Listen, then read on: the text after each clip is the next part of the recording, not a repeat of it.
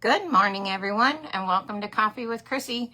It's another Friday in the land, and it was a very good week. I got a haircut, got myself some bangs, which, can I just say, has been a really interesting adjustment. Like, I didn't think, I don't know, weird, getting used to it, right? Anything new takes time, and it takes time, and you got to play with it a little bit. So anyway, I had the most amazing week. I got to fill my bucket, and also learn a few new things that I think are really kind of interesting about stress and overwhelmed. We've talked about it before. We've talked about how, it's important that we understand the difference between stressed and overwhelmed, because what we tell our brain is what it does. So I wanted to make sure that we dug into that a little bit now that I understand a few more things about it, and I think you might find it interesting. So stress is simply pressure. It motivates you, it moves you forward. It's a good thing sometimes, right? It's a motivator. It's just stress, it's pressure, right? Overwhelmed is more of a biological thing, like your chemicals are changing. And that's really important, because if we tell ourselves we're overwhelmed and we're distressed, then we're putting another hurdle in our way. So I thought that was pretty interesting to understand. And then I ran into the difference between the sympathetic and the parasympathetic. You have two different nervous systems. So your sympathetic is the one that goes with your amygdala, that goes the fight, fright, or flight, right? It's sympathetic, meaning what's going on around you. Maybe it's impacted by that. Maybe that's a good way to think about it, okay? Then you have that's your sympathetic, like that's the stress, or that's the bad system, right? The parasympathetic is the rest and digest, meaning that if we're just good and we're just hanging out, right? We're just, we're kind of in that parasympathetic mode where we're just resting and digesting. And maybe that's where that reflection comes in that I talk about all the time, like all the things, you just aren't going to figure things out until you reflect on them, because your brain's so emotionally charged, it can't think about anything else but what's going on, right? And thinking is not happening when you're emotionally charged. Any hoosers, I always then talk about this breathing thing, right? And it's important, and it's, I talked about the tactical breathing, where you breathe in for 4, you hold for 4, you breathe out for 4, you hold for 4. And I'll tell you, I've been trying to do a good job at that for years, and my attention span is it's like a gnat, right? So I get through the second breath and I'm like, no, I just lose whatever. Maybe I get enough out of 2. I don't know. But I don't have the attention span to sit there and think about it, and to count it and do all the things, right? So when I was watching Mel Robbins, by the way, you should go check her out. It was a whole thing about overwhelmed. It was very interesting. But what she talked about was cyclical breathing. So I talked about tactical breathing. She talks about cyclical breathing. And I think it makes more sense to me. I think it totally makes more sense. So do you know how when you cry and you cry and you cry, and then when you kind of get to the maximum crying, you're like, right? That is cyclical breathing. So if you go, what that does is it realigns your sympathetic and parasympathetic systems, right? It's the gateway to realigning them, resetting them, readjusting them. So I like that so much better, particularly because it takes 0 time to think about it. And now I've kind of coined it as the dump and reload, right? Dump and reload, meaning dump, reload, right? So you can call it whatever you want, but cyclical breathing isn't very sexy. So I'm just gonna call like let's just dump it, right? I gotta dump and reset. Maybe that's what it is. Maybe it's not reload, maybe it's reset, right? Anyway, so then she went on to talk about how when you're overwhelmed, what you should do. So the first thing was naming it, right? Am I stressed or overwhelmed? Because naming it, remember, tells your brain what's happening right here, right? Are we going through something seriously bad, or is it just small, right? So that matters, okay? Then she talks about how you need to do that breathing, right? You need to do that, okay? You can do that like the tactical breathing. If you do that more than 3 times in a row, like in one set, you'll actually get kind of dizzy and you'll just feel wonky. And I thought that was good to, and it is good to feel that, but it still is, it's just too much, right? Especially when I'm in heightened things. So the cyclical breathing, the dump and reset, maybe that reset and dump, or dump and reset, whatever you want to call it, really made a lot of sense to me.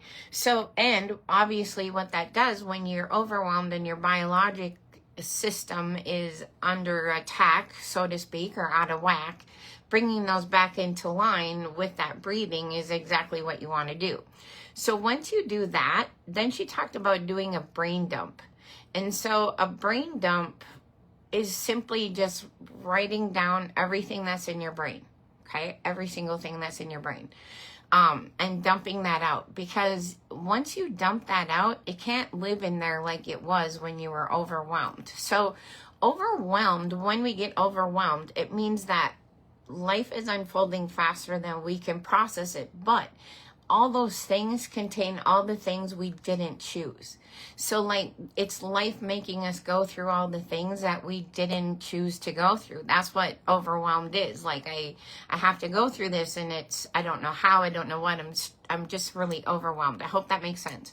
So dumping it makes it so that you're coming back more into that thinking brain, right? And you're also taking that and going, so however you dump, if you write, if you think, I don't care how you dump, but you gotta dump. Somehow you gotta dump, right? So doing that brain dump. And then she said the most interesting thing.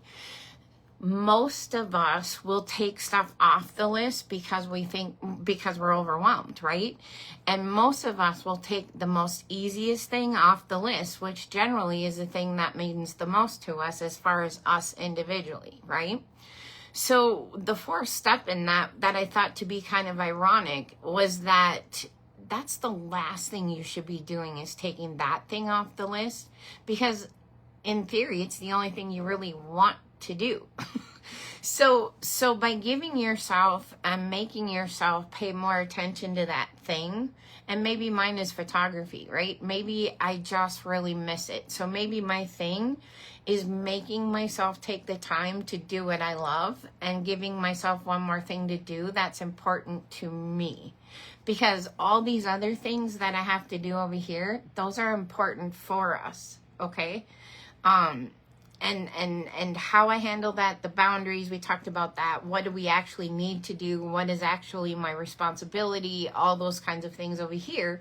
But over here we chose for us. And I think why now I know that really balances out the overwhelmed, right? So not taking time today to,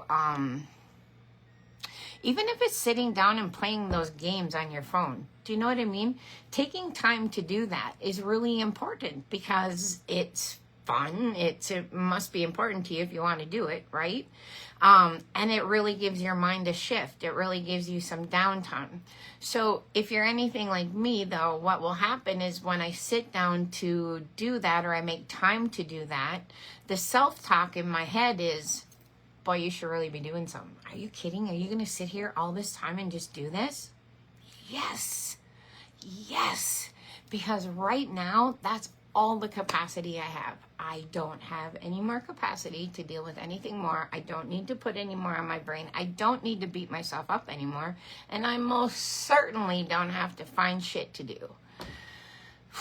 I'm sure you all can agree with this or relate to this. So sitting is good. And I think the other thing that I got out of that was the fact that not only is sitting good, but do you know how when you got to make supper and you got to do this and you got to do that and you got to do all these things, right? All the things going on.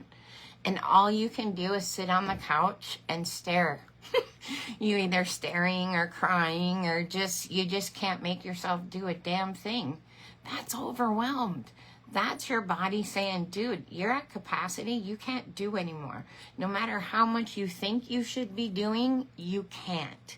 So your job is not to beat yourself up about sitting on the couch and regaining some capacity so you can continue on, right? So naming it, breathing, that cyclical breathing. More effective than a lot of things. So you can kind of go listen to the study, and I'll put that thing in the link in the thing. So anyway, but also what she talked about was the dump and reload, right? And then making sure you put something on the list or make sure you maintain the thing on the list that's most important to you. Not take off the most easiest thing you can that has the least consequence, so we think, right? But it really has a huge consequence, a huge impact on how we travel through our day. So, so she also said that they did a study. There was a study, and I don't remember where it is. They did a study with people who, right before they they wrote down everything they did today, right? Every single thing they did. Then the other group wrote down every single thing they had to do tomorrow, right? Every single thing. The people who wrote down all the things that they did had a harder time falling asleep than the people who wrote down all the things that needed to happen tomorrow. And that's because you took them out of your brain and you put them over here. Remember I said they can't live in there like they were if you don't write them down or you don't take them out, right? So really writing them down and gaining that perspective on, okay, so this is what I got to do. I think that's kind of when things are really like super crazy. I think that's the kind of the key to stress, right? And I think the other key to that is really understanding whatever that is on your to-do list. What story are you telling yourself? And are you making it something that you're gonna, have fun, look forward, I don't know, doing? Or is it something you're totally going to dread because you already know that X is going to happen? Well, let's just be real. You're always going to find X. So if you tell yourself a different story today, which is what is taking care of yourself means, right? Is how we mind our stories. Are we part of our problem? Or are we part of our solution? And I don't think that, I don't know. I'm just figuring it out too, right? I'm just a traveler. So, but all of that made a lot of sense. And I'm really grateful for the cyclical breathing because I have the attention span of an ant. So that has really helped me, and it makes so much sense because when you're doing that, you're taking your chemicals, which is your cortisol, and you're bringing it down. And for us as caregivers, that's really super important. So I hope this was helpful. It sure was to me. I did a big session yesterday. It seemed to be really helpful to other people. So if you got something out of it, please share it with others. So here's today's joke. I told my suitcase that there'll be no vacation this year. Now I'm dealing with emotional baggage. Make yourself laugh at least once a day. Go watch something funny. So, be mindful of what you're telling yourself. And remember, stress isn't always bad. Stress can be a good thing. It can be a motivator. It can be, how you get to the next right answer. So, and if you ever think you're going to have a minute without stress, just simply as a human being alive, you might want to adjust your expectations because you're always going to be disappointed. So that's not good either. So, I hope you have a good week. I'm going to hang out with my brains until next Friday and see what I come up with. And you guys are doing a great job. I just appreciate you showing up. And, well, you got this. And all you can do is the next right thing. So peace out. We'll see you next week. Take care. Bye-bye.